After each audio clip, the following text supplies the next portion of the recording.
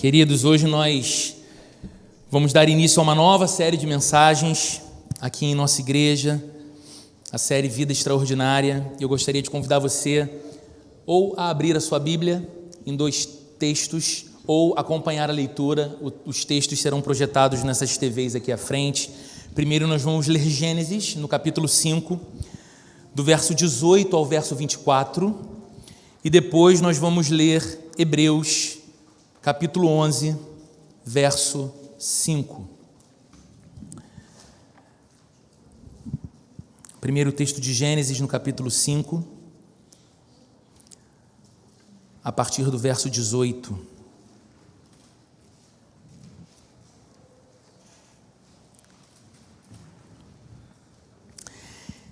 Diz assim a Bíblia: aos 162 anos, Jared gerou Enoque. Depois que gerou Enoque, Jared viveu 800 anos e gerou outros filhos e filhas. Viveu ao todo 962 anos e morreu. Aos 65 anos, Enoque gerou Matusalém. Depois que gerou Matusalém, Enoque andou com Deus 300 anos e gerou outros filhos e filhas. Viveu ao todo 365 anos. Enoque andou com Deus e já não foi encontrado, pois Deus o havia arrebatado. Algumas versões dizem, pois Deus o tomou para si. Agora nós vamos ler Hebreus, no capítulo 11.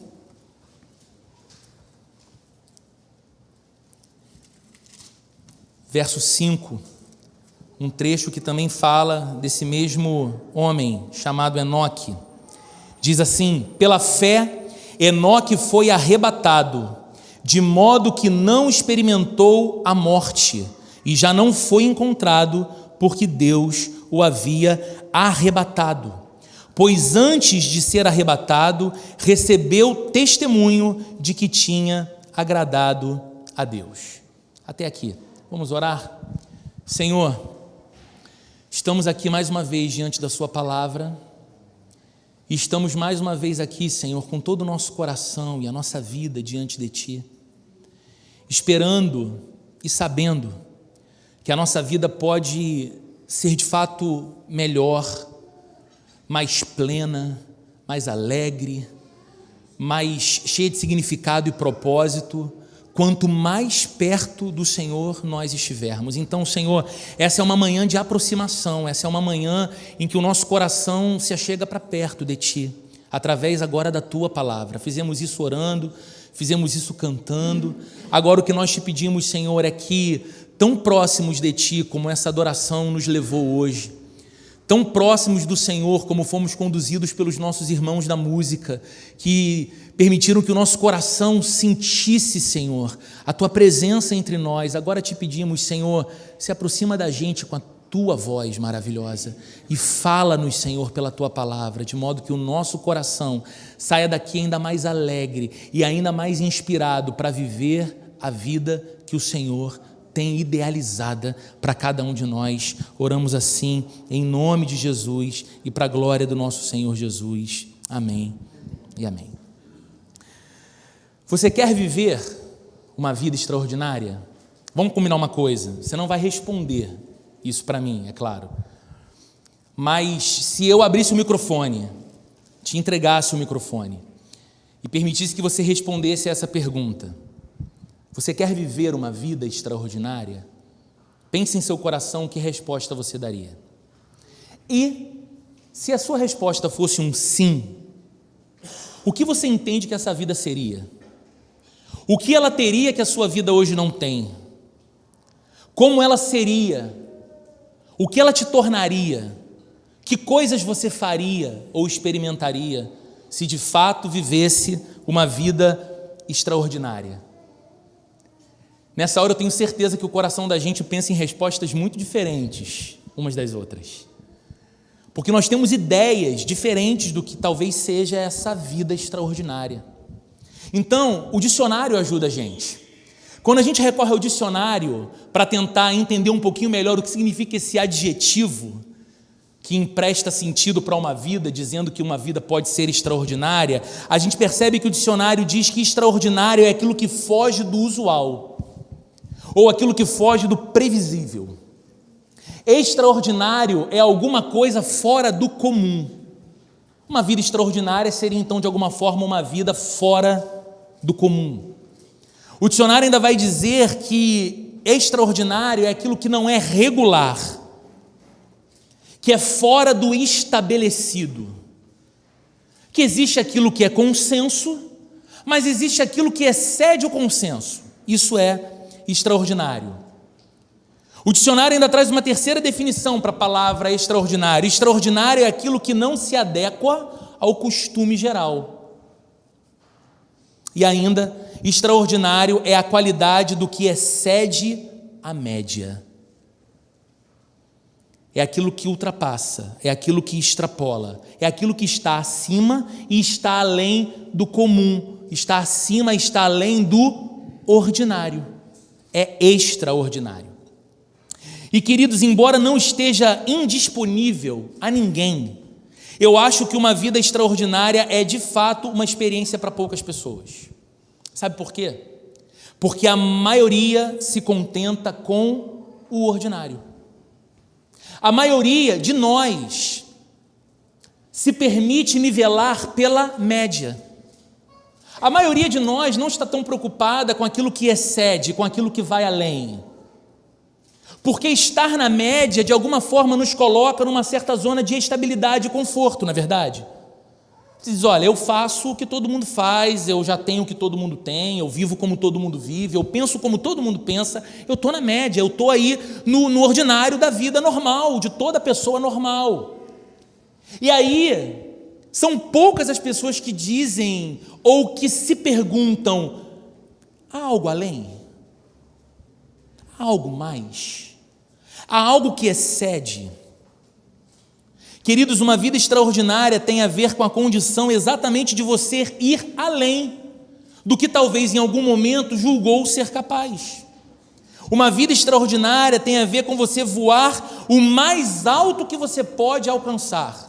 Não necessariamente na mesma altura que a maioria das pessoas estão, mas o mais alto que você pode alcançar. Mas preste atenção em uma coisa importante, porque você está longe de estar sentado para ouvir uma palestra motivacional, simplesmente nessa manhã, de modo que você saia daqui super inspirado, olhando no espelho e dizendo, a partir de amanhã, segunda-feira, eu vou além. Calma. Voar mais alto, ir acima, ir além, não se trata de você olhar para os outros de cima para baixo, certo? Esse é um primeiro alerta. Não é uma diferenciação que te faz olhar para os outros como menores que você, pelo contrário, é muito diferente disso. Uma vida extraordinária é uma vitória sobre você mesmo, porque quando você consegue ir além do que julgava ser capaz, ou quando você descobre que há uma espécie de vida que você não imaginava que estava ao seu alcance, mas você chega nela, você olha e diz, graças a Deus eu consegui vencer sobre a minha própria vida. É estender os limites das suas possibilidades exatamente diante de Deus. Então, o que a gente pretende aqui hoje e durante toda essa série chamada Vida Extraordinária? Primeiro, o que a gente não pretende? Eu não pretendo falar aqui algo que gere em você um convite à insatisfação. Como se você vivesse por aquela frase, o melhor está sempre por vir. E aí, porque você está sempre em busca do novo topo, porque você está sempre em busca do novo alvo, porque você está sempre em busca do novo prêmio, você não consegue sentir satisfação nem gratidão com a vida que você tem. Isso seria um grave erro, e infelizmente muitas pessoas vivem assim, tão focadas num amanhã que ainda não veio, que elas não celebram o hoje. Elas não conseguem celebrar as dádivas e as bênçãos do agora. Elas não conseguem olhar para trás e contrastar com o hoje e perceber progresso e celebrar esse progresso. É possível que sejamos satisfeitos. É possível que sejamos pessoas gratas com aquilo que alcançamos. O que nós precisamos pensar é se vale a pena acomodarmos. se nós vamos assumir uma roupa de comodidade em nome de uma aparente gratidão e uma aparente satisfação, e com isso não vivemos todo o potencial que Deus tem para a nossa vida. Por exemplo, imagine um estudante que durante todo o ensino médio sonhou e se preparou para entrar numa faculdade pública e cursar medicina.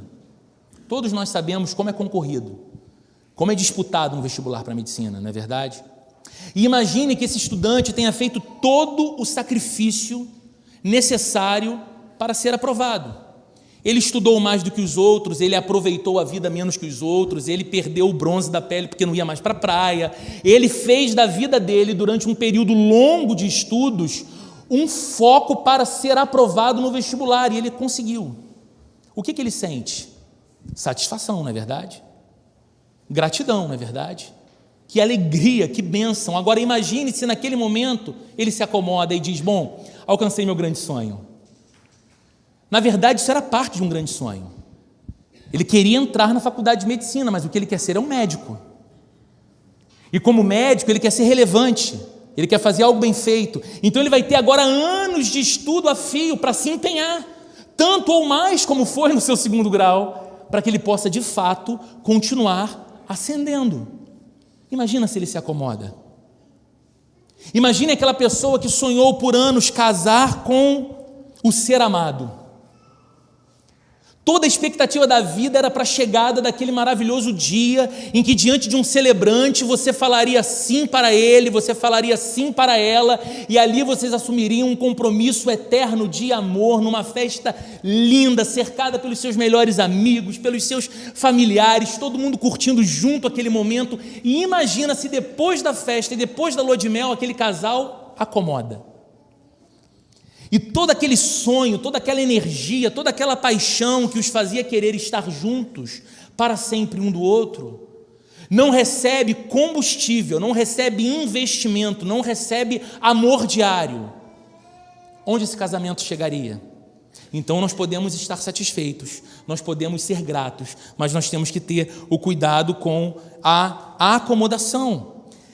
A vida extraordinária que nós falaremos aqui também nessa série, esse é um outro alerta importante, não tem a ver com os padrões de sucesso, felicidade e diferenciação estabelecidos pela nossa sociedade, ok? Até porque, se eu ficasse aqui ocupando alguns minutos do seu domingo para falar de coisas que têm a ver com o padrão estabelecido de sucesso, felicidade, diferenciação, que em qualquer outro lugar você escuta, eu não estaria convidando você para fazer mais nada além de ficar na média, ouvindo o que está todo mundo ouvindo, acreditando no que está todo mundo acreditando. Antes, o que nós vamos fazer aqui? Nós vamos olhar mais uma vez para a Bíblia, e olhando para a Bíblia, nós vamos olhar para a vida de homens e mulheres tão comuns como nós, homens e mulheres de carne e osso, como você de carne e osso é e eu de carne e osso sou, mas que por causa de Deus viveram vidas extraordinárias, tiveram histórias extraordinárias para compartilhar, de modo que a gente pode olhar para a vida dessas pessoas e não apenas admirar à distância como quem olha para um ícone, para um santo de pedra, mas olhar para histórias de vida que, porque andaram com Deus, porque se relacionaram com Deus, viveram coisas que inspiram a minha vida e a sua vida hoje, aqui e agora. E esse será um exercício contracultural para a gente, de certa forma.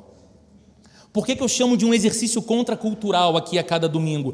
Porque, de acordo com os padrões da sociedade atual, de acordo com esses padrões de sucesso, felicidade e diferenciação em voga no nosso tempo, alguns destes homens e mulheres, algumas dessas vidas extraordinárias registradas na Bíblia seriam consideradas como verdadeiros fracassos. Por seus deslizes, por suas biografias, por certas situações em sua caminhada, a vida deles, a vida delas seria considerada um verdadeiro fracasso.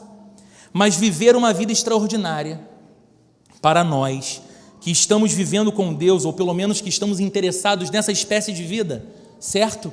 Uma vida ao lado de Deus, tem a ver exatamente com o nosso relacionamento com Ele. Uma vida extraordinária jamais estará desvinculada da nossa relação com Deus, e mais do que isso, para onde Deus pretende nos levar. Por que caminhos Deus deseja nos conduzir? Tem a ver com os limites de possibilidades que Deus tem para cada um de nós. Então, queridos, uma vida extraordinária tem a ver com dizer para Deus algo mais ou menos assim: eu percebo, Deus, a tua voz me chamando para de alguma forma viver além de tudo que eu já vivi até aqui. E eu não sei se isso é uma percepção que vem ao seu coração de vez em quando. A despeito do tempo de sua vida, a despeito das experiências que você acumula ao longo do tempo, a despeito das vivências, das alegrias e das frustrações, algo dentro de você, como um sinalizador, diz: tem mais. A vida não é só isso que eu experimentei até aqui, tem mais. E eu percebo que essa voz é a voz de Deus me chamando para viver além de tudo que eu já vivi até aqui, me chamando para o propósito pleno que Ele tem para a minha vida. E então, esse é o caminho da vida extraordinária. O nosso coração responde para Deus: eis-me aqui, Deus. Se eu percebo que a tua voz me chama para algo além, ao teu lado, eis-me aqui, me leva, me conduz, me guia. Uma vida extraordinária tem a ver com querer mais de Deus. E, queridos, Deus é especialista em fazer gente comum viver uma vida extraordinária. Sabe por quê? Porque no final das contas, nessa história toda, o extraordinário é Deus e não a gente. O extraordinário é Deus e aquilo que Ele é capaz de fazer em gente como a gente, em vidas como as nossas vidas. E iniciando hoje essa série, nós vamos falar um pouco sobre esse ilustre desconhecido da Bíblia para alguns, Enoque. Tem gente que nunca ouviu o nome.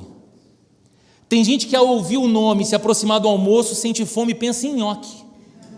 Tem gente que lembra de Engove, mas Enoque não conhece a história, nunca ouviu falar, é uma espécie de ilustre desconhecido. E para a gente olhar de novo para o primeiro relato que aparece dele na Bíblia, eu vou pedir para a Priscila colocar para a gente o texto aqui, e eu vou ler também pela TV, então me ajuda, Priscila, por favor. Gênesis 5, que diz assim, a partir do verso 18: aos 162 anos, Jared gerou Enoque.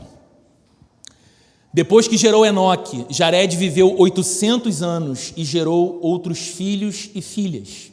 Viveu ao todo 962 anos e morreu. Aos 65 anos, Enoque gerou Matusalém. Depois que gerou Matusalém, Enoque andou com Deus 300 anos e gerou outros filhos e filhas. Verso 23, viveu ao todo 365 anos. Verso 24, Enoque andou com Deus e já não foi encontrado, pois Deus o havia arrebatado. Onde isso acontece na Bíblia? Esse relato sobre a vida de Enoque se encontra numa espécie de capítulo de passagem da Bíblia. Um capítulo que divide duas grandes histórias no livro de Gênesis. De um lado, no capítulo 4, a história do primeiro homicídio, Caim matando seu irmão Abel. Caim fugindo da presença de Deus. Caim respondendo para Deus: acaso sou eu o guardião do meu irmão? E Deus dizendo para Caim: da terra o sangue de Abel clama por justiça. Tragédia, caos. O capítulo seguinte a este que estamos lendo, o capítulo 6, é o relato da corrupção da humanidade, de uma imoralidade avassaladora e crescente, e ao mesmo tempo o relato da história de Noé, de sua família, e da preparação de uma arca para que a família de Noé sobrevivesse a um dilúvio, que seria um juízo que Deus mandaria sobre a terra. E no meio dessas duas grandes histórias, conhecidas da maioria de nós, há um capítulo na Bíblia que, se a gente não tem muita atenção, ele parece extremamente simples, porque ele só fala de genealogias. É um capítulo assim mais ordinário. Se você lê o capítulo, você percebe lá: fulano gerou ciclano, viveu tantos anos e morreu e teve filhos e filhas. Ciclano, que foi gerado por fulano, com tantos anos, gerou Beltrano. viveu tantos anos e teve filhos e filhas, e assim vai seguindo, dizendo que a pessoa nasceu, viveu e morreu, nasceu, viveu e morreu, e no meio do relato ordinário brilha essa estrela solitária de Enoque. Eu penso em Enoque com a camisa do Botafogo, porque ele se destaca, ele destoa, é diferente, é único no relato. Eu posso fazer isso, tá, gente? Sou criativo com a minha Bíblia. Eu fecho o olho e imagino Enoque com aquele manto branco e preto, uma estrela aqui. Vamos voltar para o que é sério. Mas sobre Enoque, nós temos poucas coisas para falar, porque poucas vezes ele aparece no relato da Bíblia. É interessante, né? Além desse relato de Gênesis que a gente leu, há uma menção dele na carta de Judas, no finalzinho do Novo Testamento, nos versos 14 e 15. Judas diz que Enoque foi uma espécie de profeta da justiça no seu tempo, ou seja, uma sinalização de que ele andava na contramão da corrupção moral do seu tempo. Havia uma corrupção moral no seu tempo e Enoque era uma espécie de pregoeiro da justiça. Era alguém que sinalizava que coisas estavam erradas, e ele fazia isso só porque o texto de Gênesis diz que ele era alguém que andava com Deus. E na carta aos Hebreus, que nós lemos aqui também, no capítulo 11, é exaltada, é enaltecida a vida de fé de Enoque. Pela fé, Enoque andou com Deus, e já não foi mais visto, ou já não era mais, pois Deus o tomou para si, Deus o arrebatou. Então, essa famosa história do homem que viveu e não experimentou a morte, porque Deus o levou para si, porque Deus o arrebatou sem que ele passasse pelo processo que todos os outros homens e mulheres, no mesmo texto de Gênesis 5, passavam pelo processo: nascer, viver, ter filhos e morrer. Enoque foi alguém diferente. Então nós não podemos falar muitas coisas além destas, porque é isso que a Bíblia diz sobre esse homem, mas o que se pode falar dele é que ele andou com Deus. Esse é o resumo da sua biografia. E ele andou com Deus de tal forma, ele andou com Deus em tal nível de intimidade e comunhão, ao ponto de ser tomado pelo próprio Deus e não provar do destino certo de todo homem, que é, estando vivo, passar pela morte. Para Enoque, para alguém que tem uma biografia marcada por essa definição, defina a vida de Enoque em uma frase: Enoque andou com Deus. Para Enoque, Deus foi um fim em si mesmo. Você entende o que isso significa para você e para mim hoje? Que a extraordinária vida desse homem nos ensina que quando alguém anda com Deus, essa afirmação merece um ponto final. A nossa expectativa é: Enoque andou com Deus, e então? Não é? Mas o texto diz: Enoque andou com Deus. Essa foi a vida dele. Enoque andou com Deus e já não era mais, porque Deus o tomou para si. Deus, queridos, não é um meio através do qual nós experimentaremos ou desfrutaremos outras coisas. Não é Enoque andou com Deus e então se tornou feliz. Enoque andou com Deus e então foi muito bem sucedido. Deus não é um meio para que eu alcance prosperidade. Deus não é um meio nem mesmo para que eu realize grandes feitos para Ele ou em nome dEle. Deus deve ser o fim. Deus deve ser o objetivo último, não uma ponte para algum lugar, para alguma realização ou para alguma recompensa. E essa é a síntese da vida do Enoque. Nós sabemos que andando com Deus provamos felicidade, é claro. Nós sabemos que andando com Deus podemos reconhecer que Deus nos torna pessoas bem-sucedidas em nossos empreendimentos, em nossa vida familiar, em nossas emoções. Há tantas áreas sobre as quais nós podemos pensar sucesso, sem sombra de dúvidas, porque Deus é bom. Deus pode nos fazer prosperar, e prosperidade é muito mais do que aquisição de mais quantia monetária. Passa por aí também. Mas prosperidade tem a ver com a alma, prosperidade tem a ver com vivências, prosperidade tem a ver com família. Prosperidade tem a ver com o texto do salmista lá dizendo que a sua mulher em sua casa será frutífera como a videira, seus filhos estarão ao redor da mesa. você comerá alegremente do fruto do seu trabalho. Isso é prosperidade. Uma vida cheia da shalom de Deus, cheia da paz de Deus, e nós sabemos que Deus nos leva a essas coisas. Nós sabemos que misericordiosamente Deus até nos permite participar de grandes feitos em nome dEle. Mas nós não podemos usar Deus para estas coisas, ou para este fim, porque Deus deve ser o fim. E a vida do Enoque ensina isso para a gente, que quando alguém anda com Deus, essa afirmação merece um ponto final. Ele andou com Deus, ela andou com Deus. Porque quando Deus deixa de ser um fim em si mesmo e se torna um meio para outra coisa, nós rebaixamos Deus à categoria de um ídolo. E aquilo que nós queremos que Deus faça, aquilo que nós queremos que Deus nos dê, ou aquele lugar que nós queremos que Deus nos leve, é que se torna o verdadeiro Deus a quem nós cultuamos. E Deus é aquele ídolo para quem a gente queima incenso e faz sacrifício, para que Ele não se irrite conosco e nos dê a bênção que a gente tanto quer. E nós diminuímos Deus. Há algum tempo atrás, quando ainda estávamos aqui na igreja numa série na Carta aos Efésios, a última mensagem da série aos Efésios, o tema dela, você encontra ela lá nas nossas mídias digitais, era uma pergunta: o que eu posso esperar de Deus? Olhando para essa história de Enoque, nós podemos inverter a lógica da pergunta: o que Deus espera de mim? Sabe qual é a resposta que a vida de Enoque nos ensina?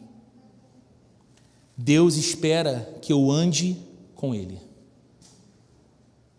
Ponto final. E não há projeto de vida mais extraordinária do que se você se tornar bem-sucedido, bem-sucedida no propósito de andar com Deus. Qual é o objetivo de Deus para a minha vida? Deus quer que eu ande com Ele. Deus não está esperando de mim grandes testemunhos. E é claro, quando eu ando com Deus, inevitavelmente, a minha própria experiência com Deus me fará ter testemunhos para compartilhar da sua bondade, da sua graça, do seu amor, da sua provisão, do seu perdão, da sua sabedoria. Mas Deus não espera de mim grandes testemunhos, Deus espera que eu ande com Ele. Os grandes testemunhos são frutos dessa vida enraizada em Deus. Deus não está esperando de mim que eu transforme a vida de alguém, que eu ache a relevância da minha história na minha capacidade de transformar a história de alguém. Não.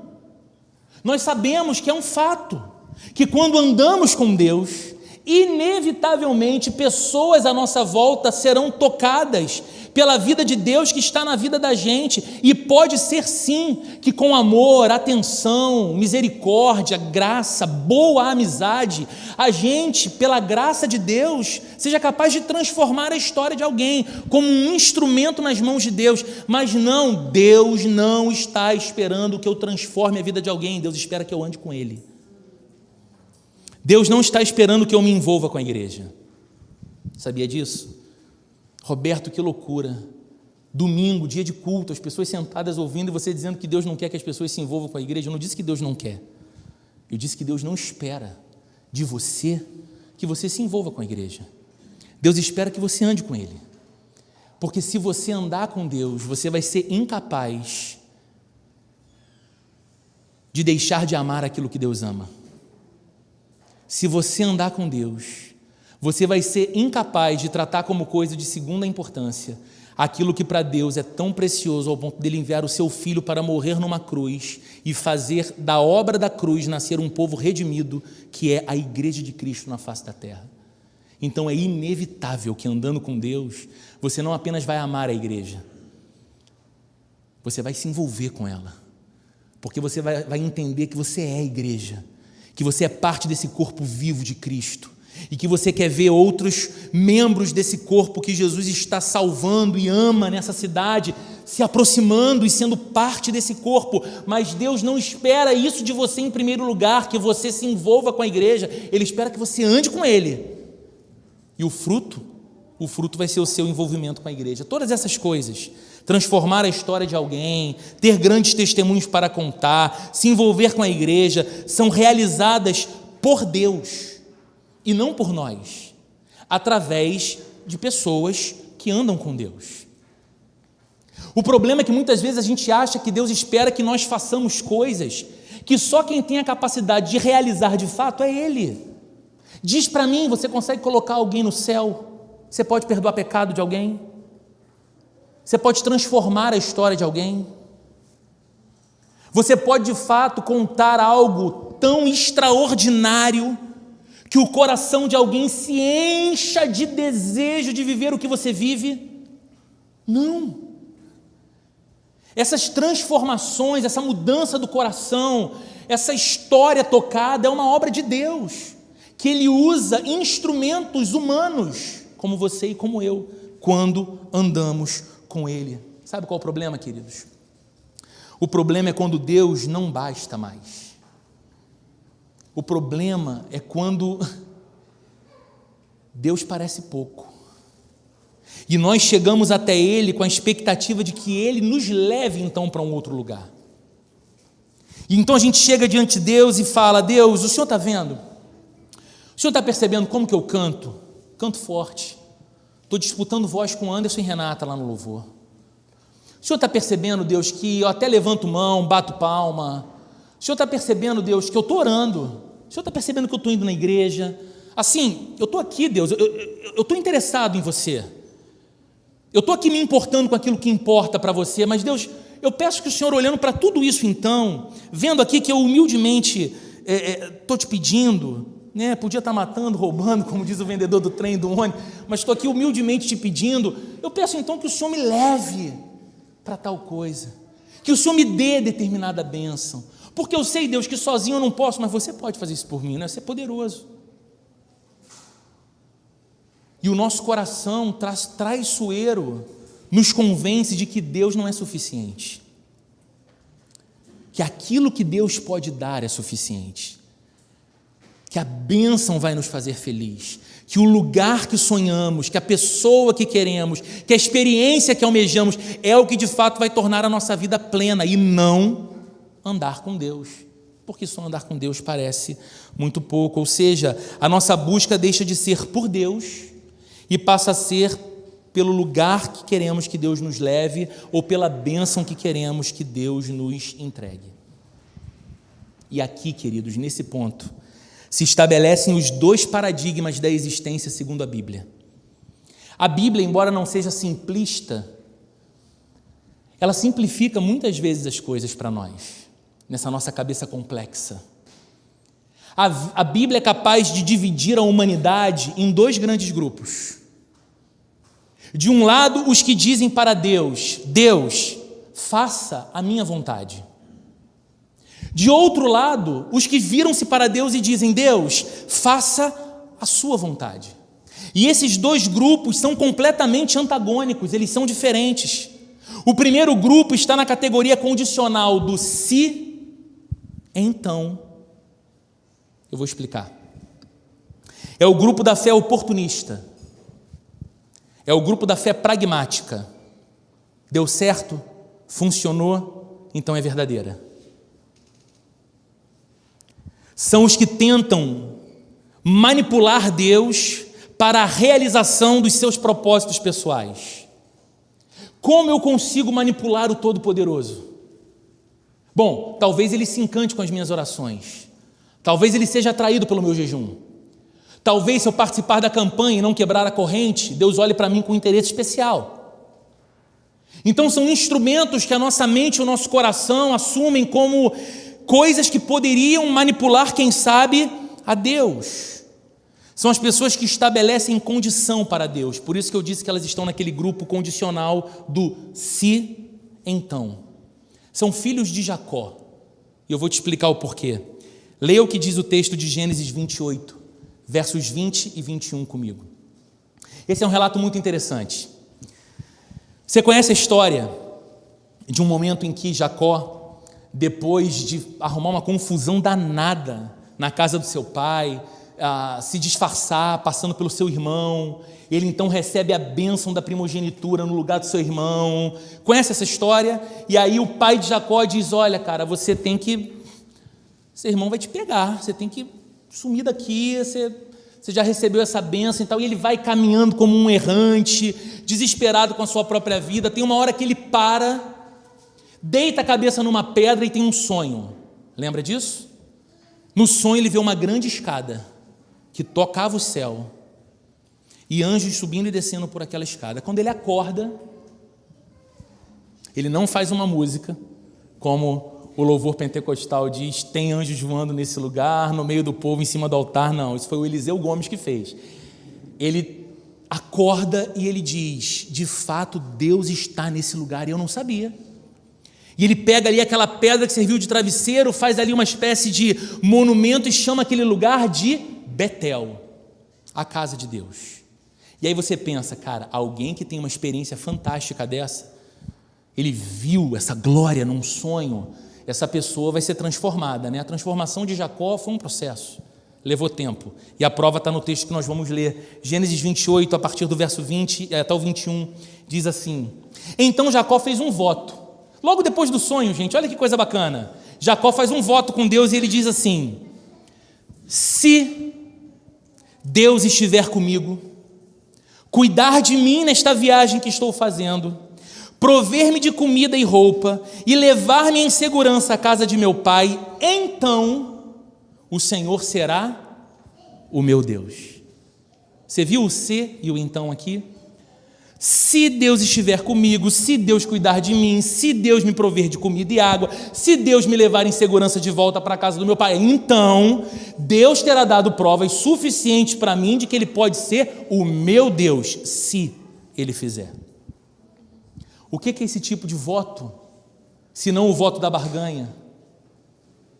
Se Deus me abençoar com a aprovação desse concurso, eu vou contribuir com uma quantia financeira muito generosa com a casa de Deus.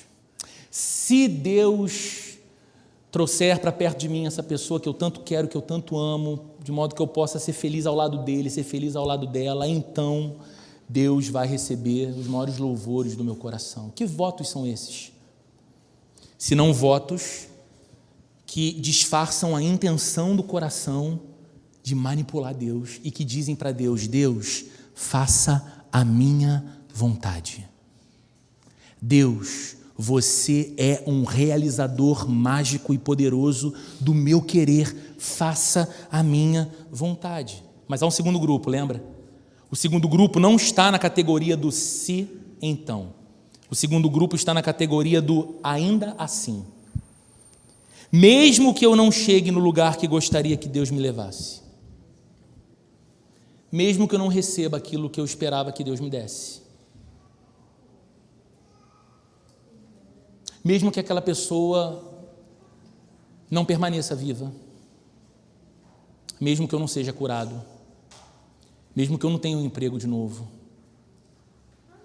mesmo que eu nunca mais viva a mesma condição econômica de um outro tempo, eu continuo andando com Deus e eu continuo pertencendo a Deus. Por quê? Por que esse segundo grupo pensa e vive dessa forma? Porque ele diz o seguinte: eu não busco essencialmente o que Deus pode me dar, eu busco a Deus. Ponto. E se buscando a Deus ele entendeu que aquilo que eu pedi, esperando que ele me dissesse sim,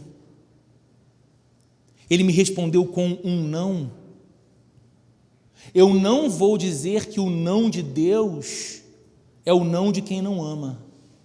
Eu vou entender que até o não de Deus é um sim do seu amor por mim, porque eu busco a Deus e não o que Deus tem para me dar. E há um outro texto bíblico de um outro homem precioso das Escrituras, um profeta chamado Abacuque, que descreve bem essa categoria do ainda assim. Abacuque capítulo 3, verso 17 e verso 18, é um texto que você certamente conhece. o profeta diz o seguinte: mesmo não florescendo a figueira, não havendo uva nas videiras, mesmo falhando a safra de azeitonas e não havendo produção de alimento nas lavouras, nem ovelhas no curral, nem bois nos estábulos, ainda assim eu exultarei no Senhor e me alegrarei no Deus da minha salvação. Sabe o que acontece com esse texto?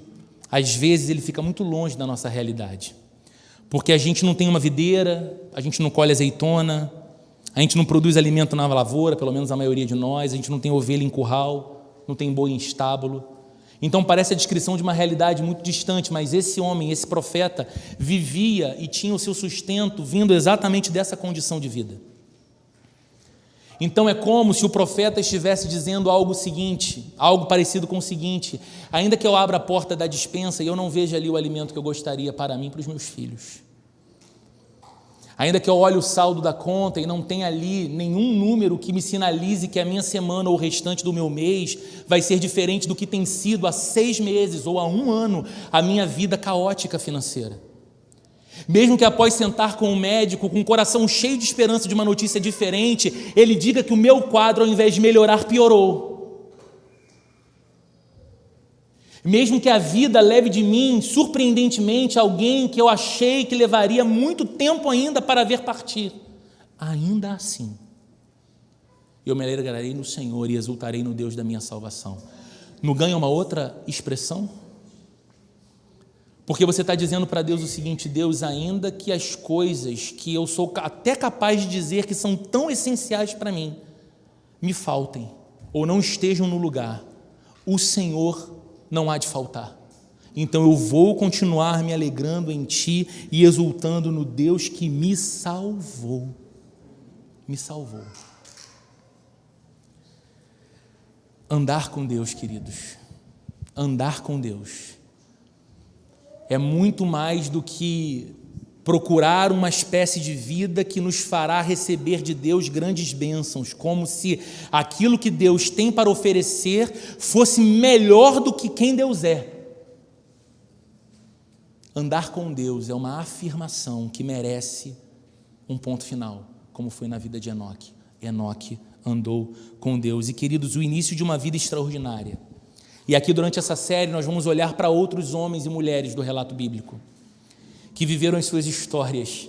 Certamente pessoas para as quais nós vamos olhar e vamos ter muito mais história para contar do que a própria história de Enoque, que a gente sabe que viveu muito, teve muitos filhos e filhas, e que num determinado ponto de sua vida não foi mais visto, mas que também não provou da morte, porque Deus o arrebatou, Deus o levou diretamente para si e para a sua presença. Nós vamos olhar para outras biografias, nós vamos olhar para outras vidas extraordinárias, segundo Deus define como vida extraordinária, em busca de inspiração para a nossa própria vida. Mas o início de uma vida extraordinária, o seu ponto de partida, consiste em andar com Deus. Andar com Deus. Qualquer projeto de vida que tira Deus de cena na nossa história não pode ser um projeto de vida plena. Não pode. Porque a gente tirou Deus de cena. Porque a gente tirou Deus do centro. Os padrões que a cultura ocidental estabeleceu para sucesso, realização e felicidade não nos bastam. E todos os dias nós podemos constatar isso, não é, gente? Todos os dias. A gente trabalha pra caramba em busca de alguns objetivos. Quando a gente consegue alcançar aquele objetivo, ele deixa de ser tão brilhante. Uma vez na nossa mão, ele já não é mais aquilo tudo. Aplique isso a qualquer esfera da vida e você vai ver que é assim que funciona. Quando eu tiver a minha casa própria, eu vou ser feliz, e você tem a sua casa própria, você quer outra, você quer mudar. Quando eu dirigir tal carro, que é o carro dos meus sonhos de garoto, aí eu vou ser um cara feliz, e você se esforça ao ponto de comprar aquele carro, daquela marca. E quando aquele carro bate 50 mil quilômetros, você está doido pensando na troca, porque ele está começando a ficar velho. E assim funciona com as nossas realizações pessoais, assim funciona com os lugares profissionais que chegamos. sentimos felicidade, sentimos a realização, sentimos que o sucesso chegou, mas parece que é uma sensação episódica. Ela vem e ela vai embora. Quando esse sentimento fica, quando ele é perene, quando ele permanece, quando eu sou capaz de dizer que porque ando com Deus, mesmo as coisas me faltando, eu posso dizer, me alegro nele, exulto nele, confio nele, ando com ele por qualquer caminho, seja o monte mais elevado ou o vale mais sombrio. Vida extraordinária é aquela em que se vive mais de Deus, mais com Deus, mais em Deus e mais para Deus. No fim das contas, como você gostaria de ser lembrado pelas pessoas? Você acha que você vai ser lembrado pelas pessoas de verdade, pelo que você teve, pelo trabalho que você realizava? Você aposenta, mais da metade das pessoas esquecem tudo que você fez. Outro tomou seu lugar. E acredite, com o desenvolvimento da tecnologia, outro fará mais, fará em menos tempo e fará melhor do que você fez. Isso é inevitável. E você atribui o seu valor a isso. Enoque foi lembrado e está sendo lembrado até o nosso tempo por alguém, como alguém que andou com Deus. Andou com Deus. Esse é o chamado mais essencial da vida. E se você deseja uma espécie de vida que possa ser definida como extraordinária, você não vai alcançar essa vida andando sem Deus. E aí talvez você olhe para o seu coração e diga, mas Roberto, andar com Deus requer coisas que eu não tenho. Andar com Deus requer uma pureza moral que eu não sou capaz de ter 100% do tempo. Andar com Deus requer uma santidade que eu não consigo sustentar 24 horas do meu dia. Andar com Deus, e a Bíblia diz que Deus é puro, santo, fogo consumidor, requer de mim uma espécie de dedicação a Deus, que por mais que num domingo como hoje, de manhã, o meu coração deseje fazer um voto dizendo, eu vou me empenhar, Senhor. Eu sei, Roberto, que no meio da semana, no mínimo, talvez na tarde desse domingo ainda, eu vou falhar miseravelmente, então pode ser o maior objetivo da minha vida para viver uma vida extraordinária, mas como seria possível andar com Deus? Queridos, parafraseando o apóstolo Paulo, eu preciso dizer, graças a Deus por Jesus Cristo, porque a Bíblia diz que o caminho para Deus, que o nosso pecado interrompeu, a ponte que havia para o coração de Deus e para o trono de Deus, que desmoronou com o nosso pecado, esse caminho foi refeito, ou foi feito um novo, por Jesus Cristo e o seu sangue derramado na cruz. Como eu posso andar com Deus se eu ando em Cristo? Como eu posso andar com Deus sendo falho e pecador, andando em nome de Jesus e na confiança da obra perfeita que o perfeito Salvador fez por mim na cruz, me vestindo com a sua dignidade, me cobrindo com seu sangue, perdoando os meus pecados e me garantindo que para cada tropeço eu encontraria a sua bendita mão estendida para me colocar de pé outra vez e que Deus não se apartaria mais de mim. Eu posso andar com Deus. Se você é um crente em Cristo Jesus, olhe menos para você nesse desafio de andar com Deus e olhe mais para a graça que vem da cruz. Lembre do Evangelho e então fala, Senhor, no poder do Teu nome, como cantamos hoje, que poderoso nome é o nome de Jesus, no poder do Seu nome, Jesus, eu vou andar com Deus. E talvez se você me ouve e diz, olha, isso não aconteceu ainda na minha vida, sabe, Roberto, eu não entreguei a minha vida para Jesus dessa forma. O dia que você colocar o seu coração inteiro nessa verdade, dizendo, Jesus, eu me rendo a Ti, para que você seja o meu Senhor, o meu Salvador, aquele que perdoa os meus pecados e me aproxima de Deus, você vai perceber como é possível trilhar na direção de uma vida de fato extraordinária, por causa da graça de Jesus sobre você. E isso é uma decisão que você não precisa levar tempo para tomar, sabe? Porque o próprio Espírito Santo incomoda o seu coração, dizendo, é com você que essa palavra está sendo falada. Eu não conheço você, não conheço a sua história, não sei se é o teu caso. Se você está aqui ou se você está online assistindo essa mensagem, mas você sabe o que só Deus está falando com você. Não adie ou não resista à graça de Deus que te chama para uma vida totalmente nova em Jesus. Amém? Vamos orar? Senhor, obrigado pela tua palavra nessa manhã. Obrigado porque o Senhor amorosamente nos chama para viver algo que é fora do comum, algo que excede a nossa própria capacidade limitada, humana, de viver e provar. O Senhor nos chama para uma vida extraordinária andando contigo. Então, Senhor, a despeito das nossas realizações, e que o Senhor nos abençoe para que tenhamos muitas, a despeito das histórias de testemunho, de milagres, de curas, de grandes bênçãos, que nós tenhamos muitas para contar, que a nossa vida seja conhecida diante de Ti e reconhecida diante dos homens como a vida de alguém que anda com Deus, porque estaremos assim, Senhor, vivendo o propósito mais pleno e puro para o qual o Senhor nos criou, viver extraordinariamente para a Tua glória, em nome de Jesus. Que o amor de Deus, a graça de nosso Senhor e Salvador Jesus Cristo e a comunhão e a consolação do Espírito Santo esteja presente com cada um de nós nessa manhã, nessa nova semana e para todo sempre. Jesus bendito. Amém e amém.